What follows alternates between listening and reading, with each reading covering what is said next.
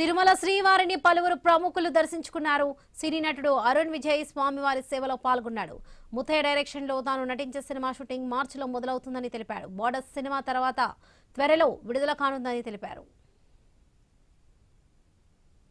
Really happy for 2026 first time దర్శనం ఇక్కడ వచ్చాను. చాలా మంచి దర్శనం. సో మీరు అందరికీ సంక్రాంతి శుభాకాంక్షలు. సినీ గేయ రచయిత చంద్రబోస్ తిరుమలకు వచ్చారు. కుటుంబ సభ్యులతో కలిసి స్వామివారి సేవలో పాల్గొన్నారు. వెంకటేశ్వర స్వామిని దర్శించుకోవడం ఎంతో సంతోషాన్ని ఇచ్చిందని తెలిపారు. బాగా జరిగింది. భార్య సమేతంగా నా కూతురు సమేత అందరం కలిసి వచ్చాము. చాలా బాగా జరిగింది దర్శనం. తిరుపతిలో తిరుచానూరులో ఒక స్కూల్ కార్యక్రమానికి వచ్చాం. ఎడిఫై స్కూల్కి వచ్చాం.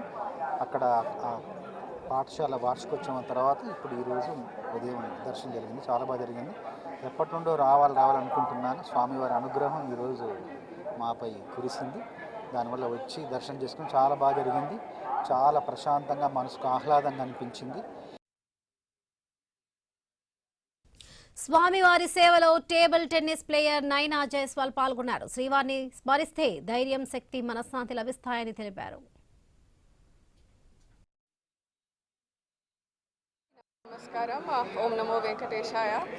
ప్రతిసారి తిరుమలకి వచ్చినప్పుడు ఏడుకొండలవాడ వెంకటరమణ గోవింద అని మనసారా పిలుస్తూ భక్తుల దైవ జయనాదాల నడుమ ఒక అలౌకికమైన ఆనందానుభూతి కలుగుతోంది.